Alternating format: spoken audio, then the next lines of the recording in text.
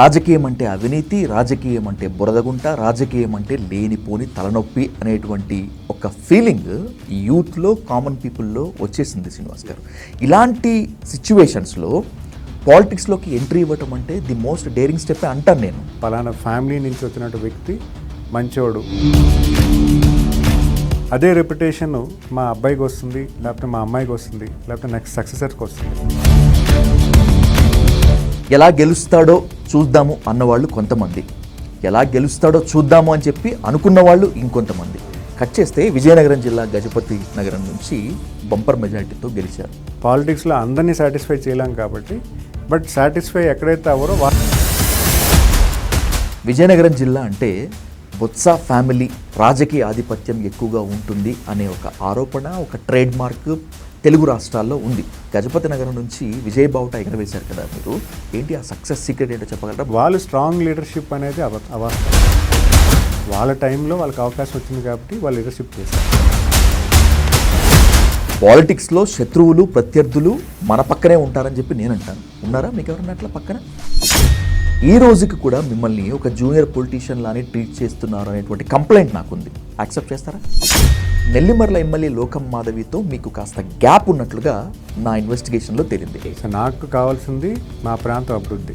అటు ఎమ్మెల్యే కూటమి సర్కారు వచ్చి ఏడాదిన్నర కావస్తున్నా కూడా ఇంకా మధ్యసీను లాంటి వ్యక్తులు రెచ్చిపోతున్నారు అంటే మీ ప్రభుత్వ చేతగానితనమా, లేకపోతే ఎట్లా అర్థం చేసుకోవాలి దీన్ని? రాజకీయాలు ఆయనకు కొత్త ఏం కాదు, ఎందుకంటే రాజకీయ ప్రాధాన్యం ఉన్నటువంటి కుటుంబం ఉంది, మంచి అకాడమిక్ బ్యాక్గ్రౌండ్, అలాగే ఇండస్ట్రియల్లో కూడా చాలా మంచి అనుభవమే. అలాంటి వ్యక్తి రాజకీయాల్లోకి వస్తే ఏం చేస్తాడులే, ఎలా నెగ్గుతాడులే అని చెప్పి రాజకీయ ప్రత్యర్థులు మాత్రమే కాదు, సాధారణ సమాజం కూడా అనుకుంది. కానీ చరిత్రను తిరగరాశారు, ప్రజలకు సేవ అంటే ఇదే అని చెప్పి నిరూపిస్తున్నారు. అయితే రాజకీయం అంటే వైకుంఠపాళి, ఎప్పుడు ఏ పాము ఎక్కడ కరుస్తుందో, ఏ నిచ్చెన నుంచి ఎలా కిందకు దిగిపోతామో చెప్పుకోలేనటువంటి ఈ తరుణంలో మంత్రిగా బాధ్యతలు తీసుకున్నటువంటి ఆయన తన ట్రాక్ రికార్డ్ని మెరుగుపరుచుకుంటారా, రాజకీయ సవాళ్ళని అధిగమిస్తారా అనేటువంటిదే $1 మిలియన్ ప్రశ్న. ఇదే ప్రశ్నకు సమాధానం తీసుకునేందుకు let's invite Andhra Pradesh MSME minister Kondapalli Srinivas గారు అంటూ the dial news hot set with Vijay సాధు. సార్ నమస్తే, వెల్కమ్ టు డయల్ న్యూస్ అంటూ ద హాట్ సీట్. సార్, మిమ్మల్ని ఇంటర్వ్యూ చేయాలని చెప్పి చాలా రోజులు బట్టి ప్రయత్నిస్తూ ఉన్నాం. నియర్లీ 1 year అయింది. ఆఖరికి మోకా అబ్మిలత. మీరు రాజకీయాల్లో గెలవటమే ఒక రికార్డ్ సార్. రాజకీయ నేపథ్యం ఉన్నప్పటికీ కూడా రాజకీయాలకు కొత్త కదా, ఎలా గెలుస్తాడు అని చెప్పి అనుకున్నారు. You have completely vanish the record. ఎలా సాధ్యమైంది అసలు ఆ సక్సెస్ ఫార్ములా ఏంటి? ఎలక్షన్స్ మేలో అయితే February 24th నాకు టికెట్ అనౌన్స్ చేయడం జరిగింది. సో మాకున్నటువంటి అడ్వాంటేజ్ ఏంటంటే మాది పొలిటికల్ ఫ్యామిలీ. సో గతంలో తాతయ్య గారు 3 times ఎంపీగా చేశారు, ఒకసారి జడ్పీ చైర్మన్గా చేశారు. అలాగే నాన్నగారు కూడా ఒక మండల్ లెవెల్ లీడరు, కంటిన్యూస్గా 30 years ఉన్నారు. తర్వాత బాబాయ్ కూడా is MLA for 1 time, but 3 times contestant for public service, అంటే 2 times MP and 1 time MLA. At the same time mother side కూడా నాకు లాస్ట్ 50 years 60 years కూడా వాళ్ళు పొలిటికల్ బ్యాక్గ్రౌండ్ వాళ్ళే. మా mother father samiti president for 20 years. ఆ తర్వాత mother brother is a mandal level leader for continuously for 40 years. So వీళ్ళకున్నటువంటి connects, human touch has influenced a lot to the public. సో వీళ్ళు పబ్లిక్లో ఉండేవారు, పబ్లిక్ గ్రీవెన్సెస్ హెల్ప్ చేసేవారు, పబ్లిక్తో ప్రతి ఈవెంట్ కూడా పబ్లిక్తో ఉండేవారు. సో వాళ్ళు ఉండడం వల్ల నాకు చాలా ఈజీగా యాక్సెస్ దొరికింది. గౌరవ ముఖ్యమంత్రి గారు పిలుపునిచ్చిన వెంటనే బాబాయ్ గారికి ఇన్ఛార్జ్గా ఉండేవారు. అయితే కొత్త అభ్యర్థులకు ఇవ్వాలి, కొత్త ఫేస్ రాజకీయానికి చూపించాలి, చదువుకున్న వాళ్ళు చాలామంది కూడా రాజకీయాలకు తీసుకురావాలని ఒక ఆలోచనతో గౌరవ ముఖ్యమంత్రి గారు సుమారు 88 మంది ఫస్ట్ టైమర్స్కి ఇస్తే అందులో నేను కూడా ఒక భాగమే. సో నాకున్నటువంటి స్ట్రెంగ్స్ పొలిటికల్ ఫ్యామిలీ. సో నాకు ఆ పొలిటికల్ ఫ్యామిలీలో ఎలక్షనీరింగ్ కూడా మాకు కొంచెం మా ఫ్యామిలీకి ఒక అలవాటు ఉంది, how to do electioneering. So మేము కంప్లీట్గా విలేజెస్ యూనిట్ తీసుకొని కంప్లీట్గా గ్రాస్ రూట్ లెవెల్లోకి వెళ్ళి ప్రతి గ్రామంలో కూడా మన వాళ్ళు ఎలా ఉన్నారు, what are the current conditions అని డీటెయిల్గా స్టడీ చేసుకుంటే, ప్లస్ ప్రతి మండలంలో కూడా పబ్లిక్ ఏం కోరుకుంటున్నారు, అక్కడ మనం చేయగలుగుతాం, చేయగలిగినవి ఏంటి, చేయలేనివి ఏంటి అనేది డీటెయిల్ స్టడీ మేము ముందుగానే చేసుకున్నాం. సో 24th ఫిబ్రవరి రాగానే మేము ఎలక్షన్ క్యాంపెయిన్లో లోకల్ ఈక్వేషన్స్ సెటరేట్ చేయడంలో కానీ, ఎలక్షన్స్లో ఉన్నటువంటి ప్రామిసెస్ ఏవైతే ఉన్నాయో వాటిని చెప్పడంలో కానీ, అలాగే పబ్లిక్ చొరవగా క్యాన్వాసింగ్ కూడా చేయడం జరిగింది. సో దాని మీద పబ్లిక్ అందరూ కూడా కొంచెం పాజిటివ్గా నన్ను యాక్సెప్ట్ చేశారు. మా నియోజకవర్గం ప్రజానికం అందరూ కూడా ఒక అవకాశం ఈ అబ్బాయికి ఇద్దాం, బాగా అంటే ఈ వయసులో రాజకీయాలకు వచ్చాడంటే ఖచ్చితంగా ఏదైనా అవకాశం ఉంటుంది, ఒక మంచి లీడర్గా అయ్యే అవకాశం ఉంది. ప్లస్ మాకున్నటువంటి గ్రాండ్ ఫాదర్కి మా ఉన్న యాన్సిస్టర్స్కి ఉన్నటువంటి మంచి పేరు నన్ను కూడా పబ్లిక్ యాక్సెప్ట్ చేసేలా తీసుకొచ్చింది. కొన్నేళ్ల క్రితమే మీరు అమెరికా నుంచి వచ్చేసారు కదా మినిస్టర్ గారు.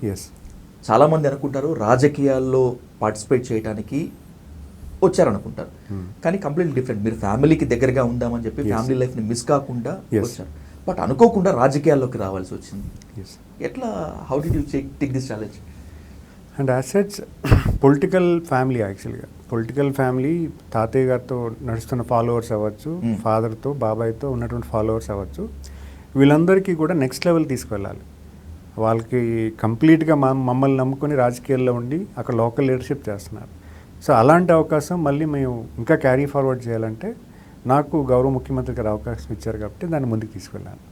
ఎందుకంటే ప్రజలకి ఆల్రెడీ ఒక ఫ్యామిలీతో అటాచ్మెంట్ ఉంటుంది, ఆ అటాచ్మెంట్ కంటిన్యూ చేయాలి, ప్లస్ నువ్వు బాగా చేయగలవని ఒక నమ్మకాన్ని కలిగించాలి. సో దాన్ని ఎస్టాబ్లిష్ చేయడానికి నేను I came in to the politics. And it's a very wide subject. Politics అంటే ఇలా చేయాలని ఉండదు, it's a customize solution. Every విలేజ్కి మారిపోతూ ఉంటుంది. How you work, how you give access to the people, మీరు ఎలాగ పబ్లిక్తో యాక్సెసిబుల్గా ఉంటారు, ఎలాగ వాళ్ళతో నడవగలుగుతారు, వాళ్ళ సమస్యలు మీరు వాళ్ళ కోణంలో ఆలోచించుకొని మనం సొల్యూషన్ తీసుకురావాలి. ఇవన్నీ కూడా మనం పబ్లిక్ని కన్విన్స్ చేసి ముందుకు తీసుకువెళ్ళాలి. సో అక్కడ I think I'm little happy that public have accepted me. As you said that మంచి పొలిటికల్ బ్యాక్గ్రౌండ్ ఉన్న కుటుంబం సార్ మీది. తాతయ్య గారు ఎక్స్ ఎంపీ, బాబాయ్ గారు ఎక్స్ ఎమ్మెల్యే, నాన్నగారికి కూడా మంచి ఉంది. కానీ మీరు అనుకున్నారా ఏ రోజైనా కూడా నేను పాలిటిక్స్లోకి వస్తాను, ఎమ్మెల్యే అవుతాను, దట్టు మినిస్టర్ అవుతానని చెప్పి? లేదు, నేను ఇప్పుడు బాబాయ్ గారు ఉన్నారు కదా ప్రత్యక్ష రాజకీయాల్లోనే అనుకున్నాను. బట్ అంటే ఫ్యామిలీలో ఇంకో ఆపర్చునిటీ ఇస్తాము, ఎందుకంటే ఈరోజు బాబాయ్ గారు కూడా 20 years రాజకీయ ప్రస్తావన ఉంది. కొత్త ఫేస్ వస్తే కొంచెం బాగుంటుందన్న ఒక ఆలోచన పార్టీలో వచ్చినప్పుడు నా ప్రొఫైల్ ఇచ్చాను. నా ప్రొఫైల్ ఇవ్వగానే సార్ కూడా యాక్సెప్ట్ చేశారు. సో అందుకు నాకు అవకాశం వచ్చింది. రాజకీయం అంటే అవినీతి, రాజకీయం అంటే బురదగుంట, రాజకీయం అంటే లేనిపోని తలనొప్పి అనేటువంటి ఒక ఫీలింగ్ యూత్లో, కామన్ పీపుల్లో వచ్చేసింది శ్రీనివాస్. ఇలాంటి సిచ్యువేషన్స్లో పాలిటిక్స్లోకి ఎంట్రీ ఇవ్వటం అంటే ది మోస్ట్ డేరింగ్ స్టెప్ అంటాను నేను. భయపడ్డారా ఆ రెస్పాన్సిబిలిటీ తీసుకున్నప్పుడు? అంటే భయం అంటే బట్ కొంచెం ఉంటుంది. అంటే మనం చేసే పని మన పెద్దవాళ్ళకి గౌరవం వచ్చేలా చేయాలి. బికాస్ వాళ్ళు ఇచ్చినటువంటి క్రెడిబిలిటీ మనం డ్యామేజ్ చేయకూడదు. బికాస్ మా తాతయ్య ఇచ్చినటువంటి మంచి పేరు, పలానా మనవడు అనే ఫీలింగు నాకుంటుంది. ఆ క్రెడిబిలిటీ మెయింటైన్ చేస్తూ వాళ్ళకి ఎక్స్పెక్టేషన్స్ దగ్గరగా పనిచేయడం అంటే అంత not an easy thing.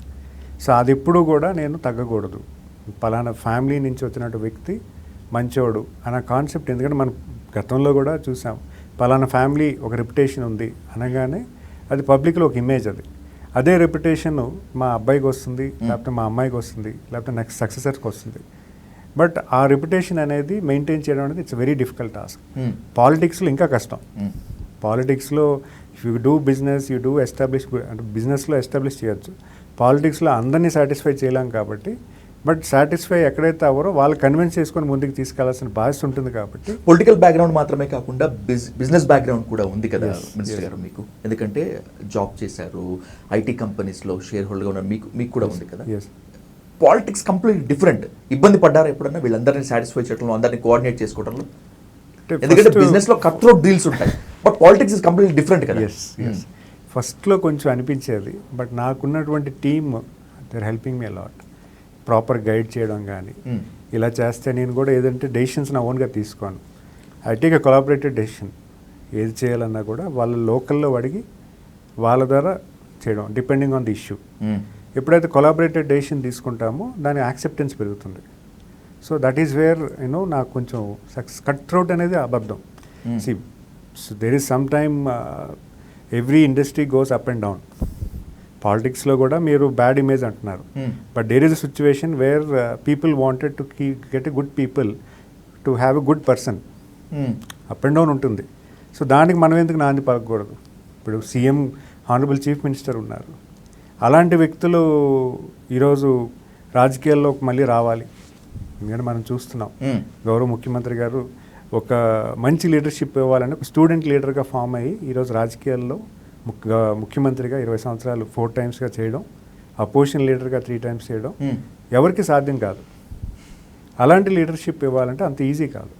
So అలాంటి వ్యక్తులు, ఉన్నతమైన వాల్యూస్ ఉన్నటువంటి వ్యక్తులు రాజకీయాలకు రావాలంటే ప్రొలాంగ్డ్ జర్నీ ఉండాలి. ఒక మంచి ఉద్దేశంతో పనిచేయాలన్నది నేను అనుకుంటున్నాను.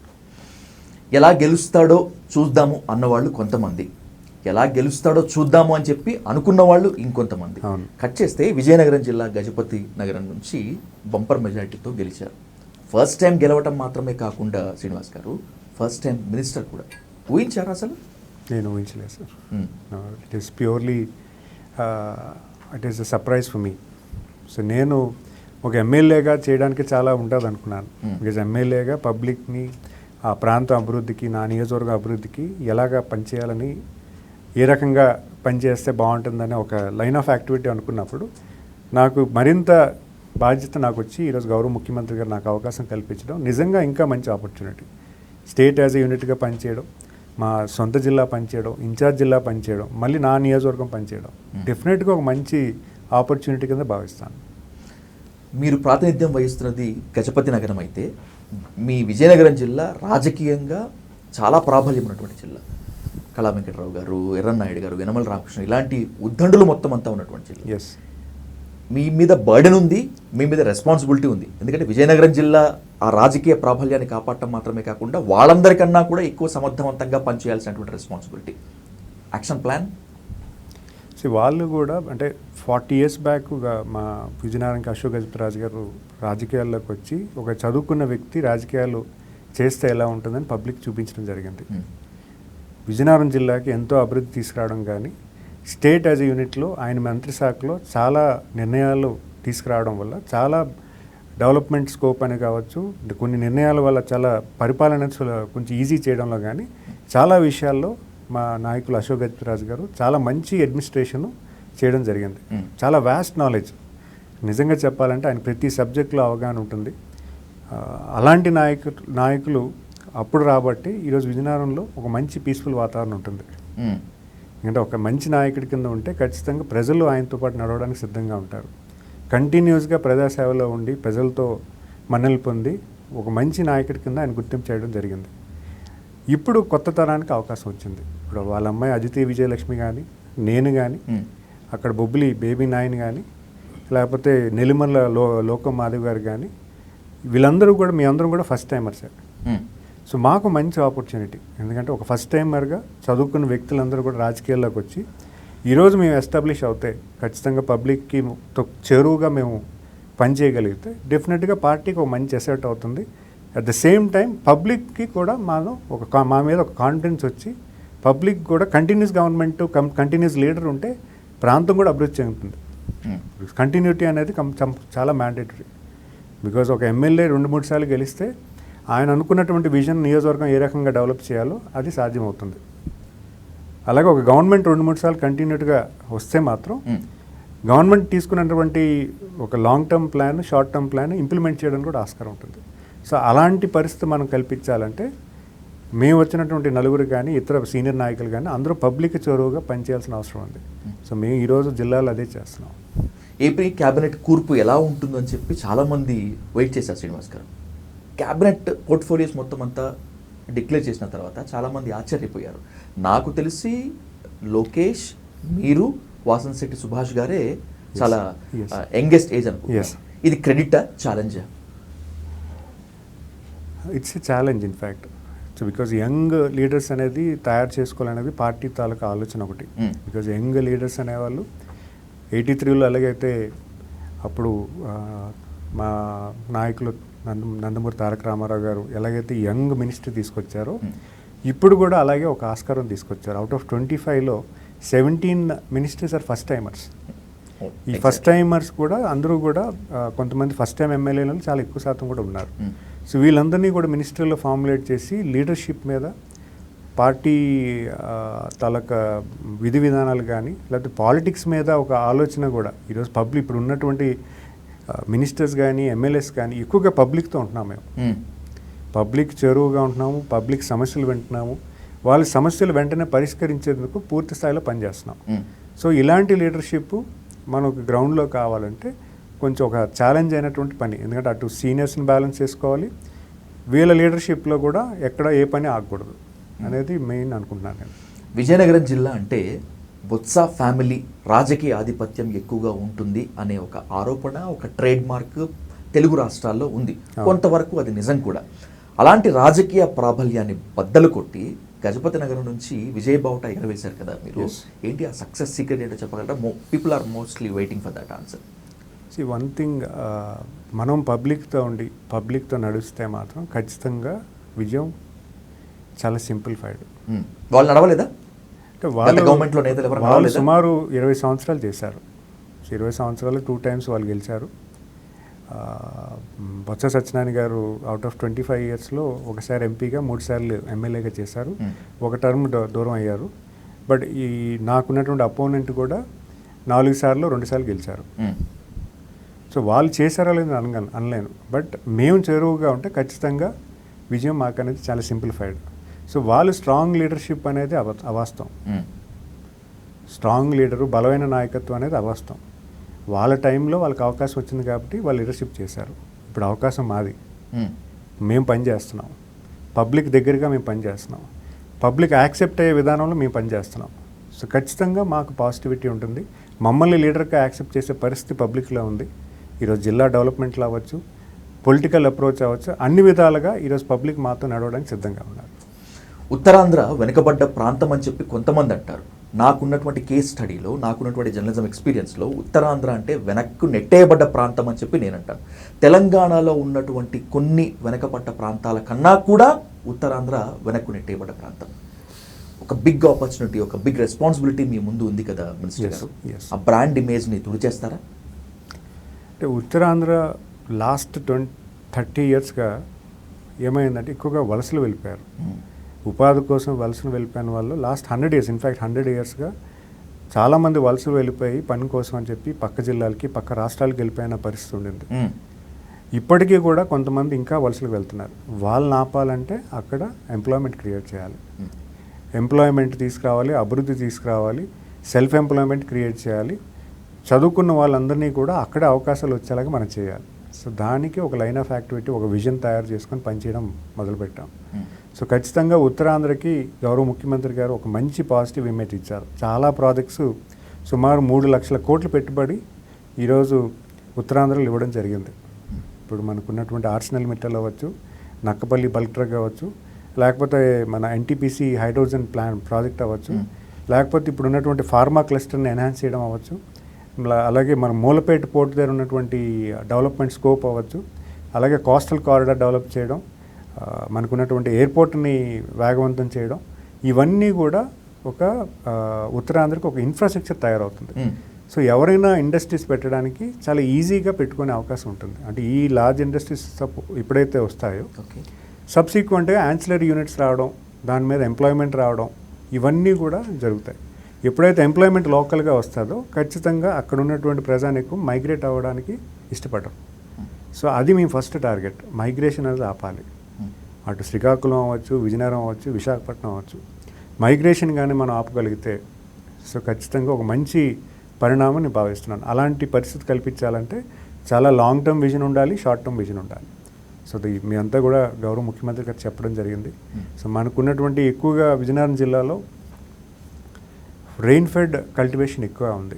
దానికి ఇరిగేటెడ్ వాటర్ వచ్చేలాగా గౌరవ ముఖ్యమంత్రి గారు మన ఉత్తరాంధ్ర సుజల స్రవంతి అని పోలవరం నీరు తీసుకురావడానికి ఆయన ప్లాన్ చేశారు. అది కానీ కార్యరూపం చేయగలిగితే మాత్రం ఖచ్చితంగా ఒక 2-3 క్రాప్స్కి అవకాశం ఉంటుంది.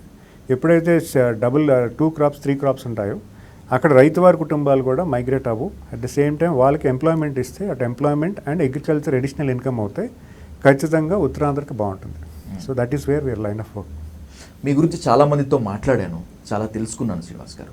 మీ ఆశయం చాలా ఉన్నతమైనది. ఒకటి అనుకున్నారంటే ఖచ్చితంగా చేస్తారు. ఉత్తరాంధ్ర మీద మీకు ఆ పట్టు ఉంది, మంచి విజన్ కూడా ఉంది. ఇప్పుడున్నటువంటి రాజకీయ పరిస్థితుల్లో మీ ఆశయం నెరవేరుతుందని, ఎలాంటి అడ్డంకులు రావని నమ్మకం ఉందా? డెఫినెట్గా ఉంది. సో అందులో ఎటువంటి అనుమానం లేదు. ఎందుకంటే గవర్నమెంట్ మా నాయకుడు చాలా ప్రోగ్రెసివ్ గవర్నమెంట్, డెవలప్మెంట్ చేయాలి, పేదరిక నిర్మూలన చేయాలి అనే దాని మీదే గవర్నమెంట్ పనిచేస్తుంది. సో దానికి అనుగుణంగా మన ప్రాంతంలో ఎలా చేయాలి అనేదటి కార్యరూపం చేయగలిగితే, మనం దగ్గర ఉండి మనం అందరితో కోఆర్డినేట్ చేసుకొని పని చేసుకోగలిగితే ఖచ్చితంగా సాధ్యమే. రాజకీయాల్లో శత్రువులు ఎదురుగా ఉంటారు, చుట్టూ ఉంటారు అని చెప్పి చాలామంది అంటూ ఉంటారు. తలపండినటువంటి పొలిటికల్ పండితులు. పాలిటిక్స్లో శత్రువులు ప్రత్యర్థులు మన పక్కనే ఉంటారని చెప్పి నేను అంటాను. ఉన్నారా మీకు ఎవరన్నా అట్లా పక్కన? మన ఆశయం మంచిదైతే శత్రువులు కూడా మంచిగా కన్వర్ట్ అయిపోతారని నేను భావిస్తాను. సో నా దగ్గరికి శత్రువులు ఉన్నా కూడా వాళ్ళకి మనం మంచిగా ట్రీట్ చేసి గౌరవంగా తీసుకెళ్తే వాళ్ళు కూడా మనతో కలిసి పనిచేయడానికి, కలిసి నడవడానికి ఉంటుందని నేను భావిస్తాను. కాకలు తీరిన రాజకీయ నేతలు ఉన్నటువంటి ఉత్తరాంధ్రలో, ముఖ్యంగా విజయనగరం జిల్లాలో ఈ రోజుకి కూడా మిమ్మల్ని ఒక జూనియర్ పొలిటీషియన్ లానే ట్రీట్ చేస్తున్నారు అనేటువంటి కంప్లైంట్ నాకుంది. యాక్సెప్ట్ చేస్తారా? నేను నిజంగా చెప్పాలంటే జూనియర్ పాలిటీషియన్, బట్ బాధ్యత పెద్దది. నేను ఈ తరానికి ఒక అవకాశం నాకు వచ్చింది. ఇప్పుడు 83లో అశోక్ గారు కూడా జూనియర్ పాలిటీషియన్ ఆ రోజుకి, బట్ ఆయన పనిచేసిన విధానం పబ్లిక్ యాక్సెప్ట్ చేశారు, ఒక మంచి లీడర్ కింద తయారు చేశారు.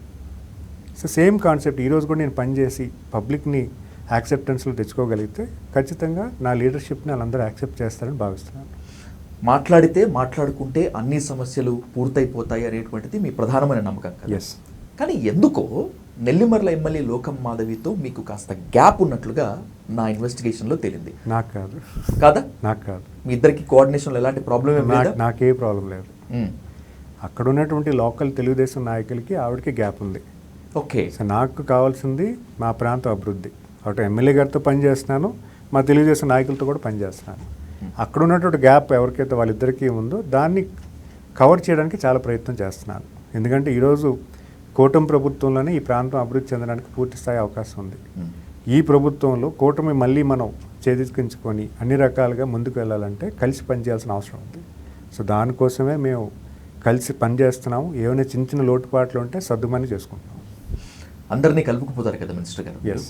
కలుపుకుపోయే క్రమంలో విమర్శలు ఎదుర్కొంటున్నారు. ఈ మధ్య సీనియర్ పొలిటీషియన్ అయినటువంటి బొత్స సత్యనారాయణ గారికి నమస్కారం పెట్టడం అనేటువంటిది ఒక రాజకీయ రగడ నేర్పింది మొత్తం అంతా కూడా. ఏంటి అసలు ఆ ఎపిసోడ్ ఎట్లా? ఇది ఎందుకు పెట్టారు అసలు మీరు ఆయనకి నమస్తే? పెట్టకూడదని కాదు, అవును, ప్రత్యర్థి కదా. అంటే ఉత్తరాంధ్రలో జనరల్గా ఉన్న సంస్కృతి అది. అంటే అటు అపోజిషన్ అయినా ఎవరైనా కూడా ఒకరికొకరు సంస్కారంతో గౌరవించుకునే పద్ధతి ఉత్తరాంధ్రలో. ఇప్పుడు మీరు చూస్తే ఎర్రనాయుడు గారు ధర్మాన్ని ఎదురైనా పలకరించుకుంటారు, నమస్తే అంటారు. ఓకే. సో అలాగే మాకు ఇప్పుడు ప్రత్యర్థి కాదు, 40 సంవత్సరాలుగా మాకు వాళ్ళు ప్రత్యర్థులే. తాతయ్య గారు 3 సార్లు ఎంపీగా గెలిచింది బొత్స సత్యనారాయణ మీద, బాబాయ్ ఎమ్మెల్యేగా గెలిచింది కూడా వాళ్ళ ఫ్యామిలీ మీద, నేను కూడా గెలిచింది వాళ్ళ ఫ్యామిలీ మీద. సో ఒక వ్యక్తి ఫస్ట్ టైం నేను గెలిచిన తర్వాత మంత్రి శాఖ తీసుకున్నాడు, ఫస్ట్ టైం నాకు ఎదురయ్యారు. సో వచ్చినప్పుడు నేను కూర్చున్న కుర్చీలోంచి నించొని దండం పెట్టాను. అంతే, అవుట్ ఆఫ్ రెస్పెక్ట్. బికాజ్ ఆయన సుదీర్ఘ కాలంలో రాజకీయాల్లో ఉన్నారు, ఒక 30-40 ఇయర్స్ రాజకీయాలు చేశారు. ఆ రాజకీయం చేసినటువంటి వ్యక్తి ఎవరైనా అవ్వచ్చు, పబ్లిక్ సర్వీస్, పబ్లిక్ యాక్సెప్ట్ చేసి ఆ రోజు రాజకీయాల్లో ఉన్నారు. సో ఒక మంచి లీడర్షిప్ ఇవ్వబట్టే ఆయన గౌరవం ఇచ్చారు. సో ఈరోజు ఫెయిల్ అయిపోవచ్చు, గతంలో చేసి ఉండొచ్చు కదా. సో అందుకు నేను నిలబడి దండం పెట్టాను. మీ పాయింట్ ఆఫ్ వ్యూ ముమ్మాటికి కరెక్ట్. ఎందుకంటే రాజకీయాలు ఒక ఎత్తు, పెద్దరికము, మానవ సంబంధాలు ఒక ఎత్తు. కానీ ఏ గౌరవంతో అయితే మీరు ఆయనకి గౌరవం ఇచ్చారో పొలిటికల్ టర్మాయిల్ అయి కూర్చుంది. ఇబ్బంది పడ్డారా సిచ్యువేషన్స్లో? అంటే పబ్లిక్ కొంత ఎవరైతే యూత్ ఈరోజు నిలబడి కూటమి గెలవాలి, ఖచ్చితంగా కూటమి గెలగాలి. ఎందుకంటే బొత్స సత్యనారాయణ కూడా లాస్ట్ గవర్నమెంట్లో చాలా తప్పులు చేశారు, చాలా విమర్శలు చేశారు. ఆయన కొన్ని విషయాల్లో చాలా హేళన చేసి మాట్లాడడం జరిగింది మా ప్రభుత్వం, మా నాయకుల మీద.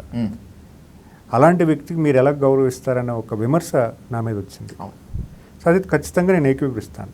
ఎందుకంటే పబ్లిక్ ఈరోజు ఫాయిల్ అయ్యి గత ప్రభుత్వాన్ని మార్చి ఈరోజు కొత్త ప్రభుత్వాన్ని ఎంచుకోవడం జరిగింది. ఆ ప్రభుత్వాన్ని తిరస్కరించి ఈరోజు కొత్త ప్రభుత్వాన్ని తీసుకొచ్చింది. అలాంటి ఆ ప్రభుత్వంలో ఉన్నటువంటి నాయకుడు మీరు ఎలా గౌరవిస్తారనేది పబ్లిక్ ఒపీనియన్, అది వాస్తవం. అది దానికి నేను ఖచ్చితంగా యాక్సెప్ట్ చేస్తాను. దానికి క్షమాపణ కూడా చెప్పడం జరిగింది. అయితే నేను ఉన్నటువంటి పొజిషన్లో నేను తీసుకున్నటువంటి గౌరవం తప్పించి నాకు ఆ వ్యక్తి మీద కానీ లేకపోతే ఆ పార్టీ మీద కానీ ఎటువంటి సాఫ్ట్ కార్నర్ అయితే లేదు. To be frank, to be honest, మీరు చేసింది అసలు తప్పే కాదు. ఒక సంస్కారాన్ని మీరు అంతే చూపించారు. అంతే. మంచి చేయాల్సిన చోట, మంచి చేసే చోట చెడు ఎదురై కూర్చుంటున్నటువంటి ఈ టైంలో చెయ్యని తప్పుకు క్షమాపణ చెప్పడాన్ని ఎలా తీసుకున్నారు ఇప్పటి వరకు? లైక్ క్షమాపణ అనేది వాళ్ళ పరంగా అది కరెక్ట్. అంటే ఎవరైతే యూత్ ఈరోజు ప్రభుత్వం మారాలి, మన రాష్ట్రం బాగుపడాలని కష్టతరంగా అన్ని ఒడిదడుగులు ఎదుర్కొని వాళ్ళకి ధీటుగా ఎదుర్కొని ఆ ప్రభుత్వానికి ధీటుగా ఎదుర్కొని కూటమి ప్రభుత్వం గెలాలని పనిచేసిన వాళ్ళకి బాధ అనిపిస్తుంది. అదే వాళ్ళ బాధ అనేది తప్పు కాదు. సో దాన్ని నేను నా అపాలజీ ద్వారా కన్విన్స్ చేసుకోవాల్సిన అవసరం ఉందని భావించి అపాలజీ చెప్పాను. మీ జడ్పీ చైర్మన్గా ఉన్నటువంటి మధ్యసీను పైన ఎన్నో ఆరోపణలు, భూదంతాలు, బలవంతపు వసూళ్లు, అవి ఇవి అని. కూటమి సర్కారు వచ్చి 1.5 ఏడాది కావస్తున్నా కూడా ఇంకా మధ్యసీను లాంటి వ్యక్తులు రెచ్చిపోతున్నారు అంటే మీ మంచితనమా, మీ ప్రభుత్వ చేతగానితనమా, లేకపోతే ఎట్లా అర్థం చేసుకోవాలి దీన్ని? ఒక్కొక్క ఇష్యూ బయటకు వస్తుంది. అన్ని ఇష్యూస్ కూడా సార్ట్అవుట్ పర్సూ చేస్తున్నాము. ఏ గ్రీవెన్స్ వచ్చినా కూడా దాన్ని ముందుకు తీసుకెళ్లే పరిస్థితి ఈరోజు చేస్తున్నాం. ఆల్రెడీ కొన్ని ఎంక్వైరీస్ వేసాము. ఆ ఎంక్వైరీస్లో స్క్రూటినీ జరుగుతుంది, విషయాలు బయటకు వస్తాయి. బట్ అప్పటి వరకు వెయిట్ చేయాలి. Let's conclude with 2 important questions Srinivas garu. Yes, MSME శాఖ ఏం చేస్తుంది అనేటువంటిది చాలామంది ఎదురు చూస్తున్నారు. ఏం చేస్తారో చూద్దామనేటువంటి విమర్శించడానికి సిద్ధంగా ఉన్నటువంటి వాళ్ళు కూడా ఉన్నారు. మీకోసం వెయిట్ చేసే వాళ్ళని సంతృప్తిపరచడానికి, మిమ్మల్ని విమర్శించేందుకు సిద్ధంగా ఉన్న నోళ్లకు తాళం వేయడానికి రూట్ మ్యాప్, యాక్షన్ ప్లాన్ మొత్తం అంతా సిద్ధం చేశారా? అంటే vision for the departments, MSME ఏ రకంగా పనిచేయాలన్న విజన్ తయారు చేసుకున్నాము. దానికి పనిచేయడం మొదలుపెట్టాము. Vision for the development of the district అనేది కూడా ప్లాన్ చేసుకున్నాము. దానికి వర్క్ చేయడం జరుగుతూ ఉంది. So with good opinion, good interest మేము పనిచేస్తాం. ప్రతి విమర్శలు అనేది ఖచ్చితంగా రాజకీయాల్లో కొత్త ఏం కాదు. దాన్ని ప్రతి విమర్శను కూడా మేము కరెక్ట్ చేసుకుంటాం. ఏదైనా విమర్శ వచ్చింది అనుకోండి, దానికి నిజంగా వాస్తవం ఉంటే మేము కరెక్ట్ చేసుకుంటాం. ఇప్పుడు అనవసరమైన విమర్శ వచ్చింది, దాన్ని మేము కన్సిడర్ చేయం. దానికి పబ్లిక్లో అర్థం చేసుకునే విధానం కూడా పబ్లిక్లో చెప్తాం. ఈ విమర్శ కరెక్ట్ కాదనే విషయాన్ని తెలియజేస్తాం. కానీ ఒకటే మోటివ్, మనం ఈరోజు ప్రోగ్రెసివ్ గవర్నమెంట్లో ఉన్నాం. అభివృద్ధి, సంక్షేమం 2 కళ్ళుగా భావించినటువంటి పరిపాలనలో మనం ఈరోజు ఉన్నాం. ఈ పరిపాలన ద్వారా రాష్ట్ర పురోగతిని తీసుకువెళ్ళాలి, రాష్ట్ర అభివృద్ధి బాటలో తీసుకెళ్ళాలి, రాష్ట్రంలో అవకాశాలు కల్పించాలి. దీని మీద మన ప్రగాఢంగా మనం నమ్మి పనిచేయాల్సిన అవసరం ఉంది. ఎందుకంటే 1 ఇయర్లో మొత్తం మార్చే పరిస్థితి అయితే కాదు. జరిగినటువంటి డ్యామేజ్ లాస్ట్ గవర్నమెంట్ వల్ల చాలా డ్యామేజ్ అయింది. సుమారు 15-20 ఇయర్స్ బ్యాక్ వెళ్ళిపోయాం. అప్పులు ఎక్కువైపోయింది, అప్పులకు వడ్డీ ఎక్కువ కడుతున్నాం. పబ్లిక్లో కూడా సంక్షేమం మీద అవసరం కూడా ఎక్కువైంది. సో దాన్ని ఇస్తూ అభివృద్ధి బాటలో తీసుకెళ్లాల్సిన బాధ్యత ఈరోజు ప్రభుత్వానికి ఉంది. ఈ 2 కూడా తీసుకెళ్లాలంటే ఖచ్చితంగా ఒక మంచి విజన్, ఒక షార్ట్ టర్మ్ విజన్ ఒకటి, లాంగ్ టర్మ్ విజన్ ఒకటి తయారు చేసుకొని పనిచేయడం మొదలుపెట్టాం. సో భవిష్యత్ కాలంలో ఖచ్చితంగా కూటమి ప్రభుత్వంలో రాష్ట్రం ప్రపంచ పటంలో నిలవడానికి పూర్తి స్థాయి అవకాశం ఉంది. దానికి ప్రజలందరూ కూడా కలిసి నడిస్తే, ఎందుకంటే కలిసి నడవాల్సిన అవసరం ఉంది. నాయకత్వాన్ని నమ్మి ప్రజలు మనతో ఉంటే ఖచ్చితంగా ఆ డెవలప్మెంట్ కోణంలోకి తీసుకెళ్లే పరిస్థితి ఉంటుందని నేను భావిస్తున్నాను. ఆంధ్రప్రదేశ్ని అభివృద్ధి పదంలోకి తీసుకువెళ్లాలనేటువంటి సీఎం గారి విజన్లో ఏకైకది P4 భాగం.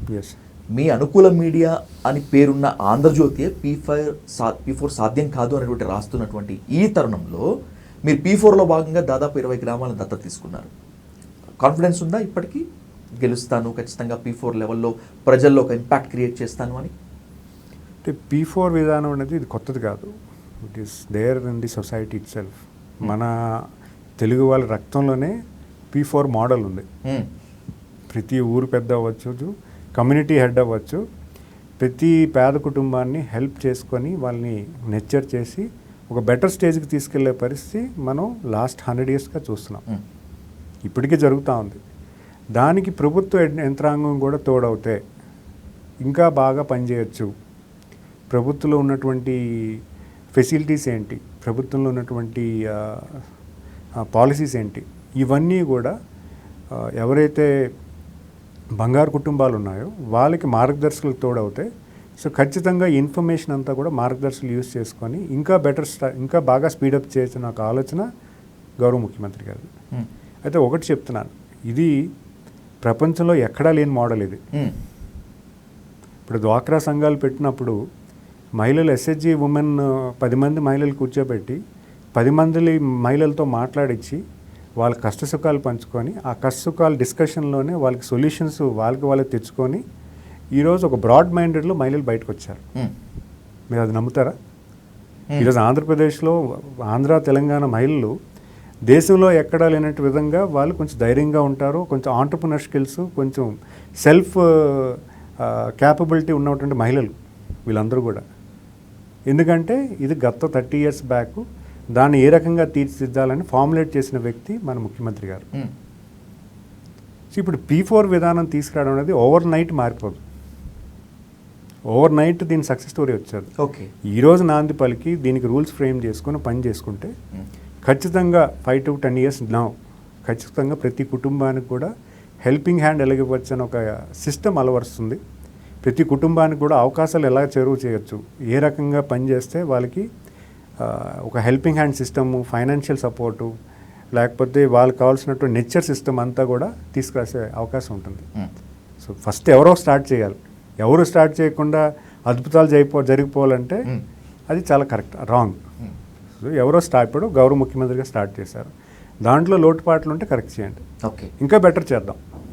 ఇప్పుడు అది కొంతమంది ఆలోచన చేసే ఫార్ములేట్ చేసింది. ఇలా అయితే బాగుంటుంది, ఇంకా ఇదైతే బాగుంటుంది అంటే దాన్ని కూడా పరిగణిద్దాం, దాన్ని కూడా ఇంప్లిమెంట్ చేయడం చూద్దాం. But how to make the society better అన్న దాని మీద ఇవన్నీ యూజ్ అవుతాయి. ఇప్పుడు చేస్తున్న P4 మోడల్లో పేదరిక నిర్మూలనకి ఈ సొసైటీ ఖచ్చితంగా బెటర్ సిచ్యువేషన్లో ఉండాలన్న ఒక ఆలోచనతో గౌరవ ముఖ్యమంత్రి గారు కార్యాచరణ చేశారు. దాన్ని ఫస్ట్ యాక్సెప్ట్ చేద్దాం. ఏమో అది వండర్స్ క్రియేట్ చేయొచ్చేమో. Who knows what happens. First అది యాక్సెప్ట్ చేద్దాం, ఫస్ట్ ట్రై చేద్దాం, ఇంప్లిమెంట్ చేద్దాం, గ్రౌండ్ చేద్దాం. మోటివేట్ అయిన వాళ్ళు అవుతారు, మోటివేట్ అవ్వని వాళ్ళు తర్వాత మోటివేట్ అవుతారేమో. సో డెఫినెట్గా మన రాష్ట్రం బెటర్ సిచ్యువేషన్కి వెళ్తుందేమో. ఒక పాజిటివ్ అప్రోచ్ వెళ్తే బాగుంటుంది కదా. This is not costing us anything. సో దీనివల్ల బడ్జెట్ ఎంత ఖర్చు అవుతుందని కానీ, దీనివల్ల ఇంత ఎఫర్ట్స్ వేస్ట్ అవుతున్నాయి కానీ ఎక్కడా లేదు కదా. Is an idea which is getting formulated. Why don't you accept it first place? Accept చేసి ముందుకు వెళ్తేనే కదా అది సక్సెస్ ఫెయిల్యూర్ అని తెలుస్తుంది. Will think that it's a success. We should think that it will be a success. డెఫినెట్గా మంచి model అవుతుందని భావిస్తున్నాను. To the last but not at all least, మిగిలింది ఇంకా 3 ఏళ్లే. కన్ను మూసుకుంటే గడిచిపోతుంది, వచ్చేది మేమే చూపిస్తామంటున్నారు వైసీపీ అధినేత, ప్రతిపక్ష నేత జగన్మోహన్ రెడ్డి. ఇలాంటి తరుణంలో రాబోయే 15 ఏళ్ళు కూడా మేమే అధికారంలో ఉంటామని చెప్పి కూటమి చెప్తోంది. ఏం చేస్తారు అనేటువంటిది వినేందుకు భారతదేశ యువత మాత్రమే కాకుండా ఆంధ్రప్రదేశ్ మహిళా శక్తి యువత ఈగర్గా వెయిట్ చేస్తోంది. అత్యంత కీలకమైన బాధ్యతాయుతమైన శాఖలు నిర్వర్తిస్తున్నటువంటి యువ మంత్రిగా ఏం చెప్తారు? ఈ పబ్లిక్ ఒకటే చెప్తాను, 14 నుంచి 19లో ఈ రాష్ట్రం ఎప్పుడూ లేనటువంటి అభివృద్ధి చేశామని గౌరవ ముఖ్యమంత్రి గారు చెప్పడం జరిగింది. అయితే ఒక్క ఛాన్స్ ఆయనకి ఇద్దామన్న ఒక ఆలోచనతో ఒక దుర్మార్గం పరిపాలనకి కొంతమంది ప్రజానికం ఆయనకు ఓటేసి గెలిపించడం జరిగింది. సో దానివల్ల రాష్ట్రం సుమారు ఒక 15-20 సంవత్సరాలు వెనక్కి వెళ్ళిపోవడం జరిగింది. ఈరోజు మేము బెటర్గా చేస్తున్నాము, బెటర్గా చేయడానికి పనిచేస్తున్నాం. ఈరోజు స్థానిక ఎమ్మెల్యేలు కానీ, మినిస్టర్స్ కానీ, ప్రజాప్రతినిధులు కానీ అందరం కూడా సమాజం బాగు చేసుకోవాలి, సమాజంలో మనం ఆనందంగా ఉండాలన్న ఆలోచనతో పనిచేయడం జరుగుతూ ఉంది. ఇలాంటి ప్రభుత్వం ఎవరైతే ఇప్పుడు అటు కేంద్ర ప్రభుత్వం మోడీ గారు అవ్వచ్చు, అలాగే రాష్ట్ర ప్రభుత్వం చంద్రబాబు నాయుడు గారు అవ్వచ్చు, అలాగే పవన్ కళ్యాణ్ గారు కావచ్చు, ఈ ముగ్గురు వ్యక్తులు కూడా ఉన్నతమైనటువంటి వాల్యూస్ కలిగిన వ్యక్తులు. ఖచ్చితంగా అంటే ఒక మంచి అడ్మినిస్ట్రేషను, ప్రజలకు చేరువుగా ఉండే ఆలోచనతో పనిచేసే వ్యక్తులు వీళ్ళందరూ కూడా. ఈ వ్యక్తులు మనం ప్రోత్సహించుకొని మన రాష్ట్రానికి ఇంకొక 15-20 ఇయర్స్ కానీ అవకాశం ఇవ్వగలిగితే ఖచ్చితంగా మన రాష్ట్రం ఒక మంచి ప్రగతి బాట పడుతుందని నేను అనుకుంటున్నాను. ముఖ్యంగా మీరు చూసుకుంటే 99లో విజన్ 2020 అని చెప్పి గౌరవ ముఖ్యమంత్రి గారు హైదరాబాద్ నగరాన్ని ప్లాన్ చేసి డెవలప్ చేయడం మొదలుపెట్టారు. అప్పుడు 99లో మళ్ళీ ఆయన గెలిపించబట్టే మనకి 5 ఇయర్స్ దాని కార్యాచరణ జరిగింది. తర్వాత వచ్చినటువంటి వైఎస్ఆర్ గవర్నమెంట్ కూడా దాన్ని కంటిన్యూ చేశారు. అది కంటిన్యూ చేయబట్టే ఆ రోజు వేసుకున్నటువంటి విజన్ ఈరోజు సక్సెస్ అయ్యి హైదరాబాద్లో ఒక మహానగరం కింద ఈరోజు ఇక్కడ per capital income 11 lakhs, highest in the country కింద ఉంది. సో అలాంటి పరిస్థితి గత విజన్ మన గౌరవ ముఖ్యమంత్రి గారి ఆలోచన మీద వచ్చింది. మరి అలాంటి విజన్ను ఈరోజు ఆంధ్రప్రదేశ్కి ఫామ్ చేసి పనిచేస్తున్నప్పుడు ఈ కూటమి ప్రభుత్వంతో మీరు తోడుగా నిలిస్తే ఖచ్చితంగా ఒక మంచి పరిపాలన అనేది ఈ రాష్ట్రానికి అందుతుంది. ప్రతి యువకుడు కూడా వాళ్ళ సొంత గ్రామంలో ఉండి పనిచేసేదానికి అవకాశం ఉంటుంది. ఎవరు కూడా వలస వెళ్లకుండా ఎవరి గ్రామంలో వాళ్ళు పని చేసుకునేదానికి పూర్తి స్థాయిలో అవకాశాలు మీ గ్రామం దగ్గరికి రూరల్ ఏరియాస్కి వచ్చేలాగా ఈరోజు మీరు ప్లాన్ చేస్తున్నారు. కంటిన్యూటీ ఆఫ్ ద గవర్నమెంట్ అంటే ఒక పరిపాలన ఒక టర్మ్ తర్వాత రెండో టర్మ్ కూడా వస్తేనే మళ్ళీ మనం పూర్తి స్థాయిలో మేము చేస్తున్నటువంటి మంచి పనులన్నీ కూడా గ్రౌండ్ అవుతాయి. సో దాన్ని మీరు నాంది పలకాలని మీ ద్వారా కోరుకుంటున్నాను. సాధారణంగా ఓటమిని ఒప్పుకునేటువంటి తత్వం కాదు మీది. నాకు తెలిసినంత వరకు ప్రయత్నించకుండా ఓటమిని ఒప్పుకునేటువంటి నేచర్ అసలే కాదు. ఏం చేస్తారు, ఎలా చేస్తారు అని చెప్పి తెలుగు రాష్ట్రాల మొత్తం అంతా ఆసక్తిగా ఎదురు చూసుకున్నటువంటి ఈ తరుణంలో శ్రీనివాస్ గారు, మీరు మంచి చేస్తే ప్రజలకు చెప్పడానికి, ఒకవేళ కనుక తప్పు చేస్తే నిలదీయటానికి being as a 4th pillar of the డెమోక్రసీగా సిద్ధంగా డైల్ న్యూస్ ఎప్పుడు ఉంటుందని చెప్తూ మళ్ళీ కూర్చుందాం, మళ్ళీ ఖచ్చితంగా మాట్లాడదాం. మీలాంటి యువ రాజకీయ నేతల మార్గదర్శకత్వము ఈ సమాజానికి బాగా అవసరమని మనస్ఫూర్తిగా. All the best for your political and thank you so much sir. Thank you so much.